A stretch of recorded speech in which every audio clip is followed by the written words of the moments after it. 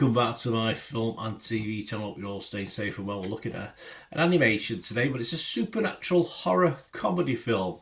Yes, we'll decide whether it is or not a bit later. There's a Clive Barker link with this as well, but it's aimed at kids. It's a family film. Night of the Zoopocalypse, this was called, originally titled as Night of the Zoombies. I think I preferred that, in fairness. Directed by storyboard artist Ricardo Curtis and Rodrigo Perez Castro, loosely based on his unpublished short story Zoombies. Oh, it's unpublished. How do we know anything about it? Anyway, the film follows a group of animal survivors in a zoo trying to survive a zombie outbreak. Sounds pretty good, actually. After a meteor unleashes a virus that turns zoo animals into mutants. A mountain lion, voiced by David Harbour, and a wolf, voiced by Gabby Cosmidis, lead a team of surviving animals to stop the virus and rescue their zoo. Now, there's nothing wrong with that concept, and originally the concept was by Clive Barker, and his idea was more matured as a graphic novel and would follow a kid who gets trapped in a zoo during a zombie outbreak, and it sounds really good, and it sort of got lost a little bit in transition, I think, this one. This was released on March the 7th in the US and Canada. I did my reviewing this review on April the 5th, 2025, so about a month later. So check your streaming sites or your territories for availability of this. It did have a cinema release, of course. My sort of views on this, it may appeal to kids, but I think the Clive Barker idea seems to have been watered down a little bit in this to a pretty weak adventure story that is, for me, or even looking through the kids' eyes, only mildly scary, although that opinion for me is a little bit different to what other people are saying. I thought the story was a little bit repetitious, is that a word? Or repetitive, let's say that anyway.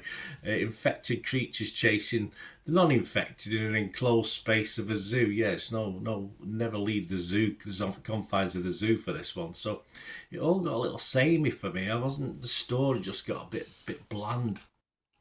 All very small world. It's bright enough, it's well animated, there's a fair amount of on-screen action to appeal perhaps to younger kids to keep their attention. But older watchers like myself may find yourselves reaching for your phone at times just to sort of pass the time, just to get through it until the film ends.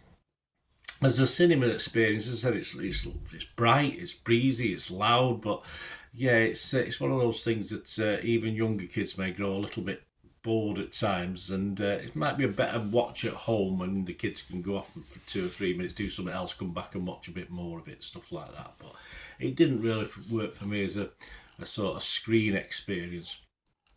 Neil Minow from RogerEbert.com. He was in the minority on this. He said the mechanics of the chase scenes are well designed, but the overall look of the film is lacklustre.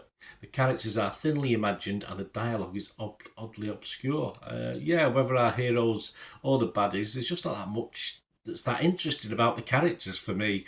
Even the main, the wolf character and the mountain lion, it's just very boring, certainly for me anyway. As I say, watching as an adult with kids, you might struggle a little bit. Barry Herzog of the Globe and Mail had an interesting take on this, and he wasn't alone with this. This is where I differ a little bit. He said, I suppose that any movie that acts as a pint-sized gateway to Barker should be applauded. I agree, but maybe make sure that your household's night lights are properly charged for a few evenings afterward. Well, perhaps kids aren't as tough as they used to be. I didn't see that. I might have to go back and watch it again and think, what did I miss on the scary point? Did I just switch off to the chases and the sort of routine things that were going on screen? I'm not too sure. Don't forget, this is also classed as a comedy horror, but for me it does lack comedy. There wasn't that much of humour, certainly not that goes over the kids' heads and appeals to adults. There's certainly not much of that. And it's funny actually to say around about the same time, if you want horror comedy that appeal to kids and adults, why not give them a Minecraft movie a go? Because it's generally getting panned by the critics, a lot more liked by the public. But I thought it was better as a comedy horror than this Zoopocalypse. Zoopocalypse, yeah, that's the one. Yeah, so if you want to choose one, I'd go all blocky on this. I would stay clear of this if you're going to watch one of the two. Certainly, as a cinema experience, I think the Minecraft movie is far more impressive than this one. But as I said, generally people are happy, or critics are happy about this. The public's okay on it. Rotten Tomatoes, there's 26 critics, 25 are fresh, just one rotten. You got an average of 7 out of 10. Rotten Tomato audience, so Joe Public, 4.2 out of 5. Internet Movie Database, not as overly convinced, but just over 420 scores and reviews as I'm recording this, and it's getting a 6.1, which is all right. It's watchable, it's fine. It just for me lacks a little bit. Certainly with the Clive Barker link, certainly I thought could have been a lot better.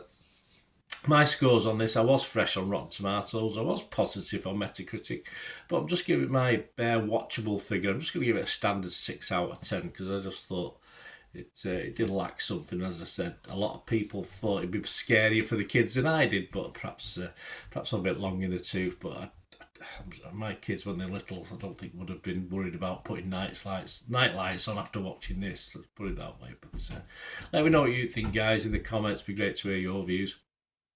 And of course, if you like how I try and do these reviews and you want to support the channel, I'm always open to that. That's always very kind of you if you can do that.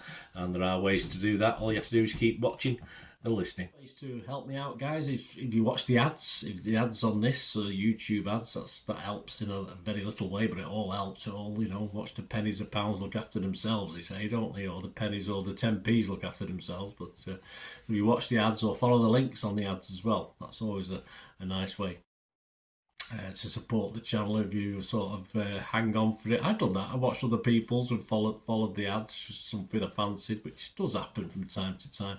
Of course, you can support me by pushing that subscribe button as mentioned earlier, and that of course pressing the button so you know when these vlogs are coming out. And of course I'm always interested in your opinions, and of course you can give us a like, that'd be wonderful as well. So thanks for watching, guys. Hopefully I'll join you very, very soon with something else. Until we meet again, I'll never ask one thing, don't I? Please stay safe, everyone. Bye for now.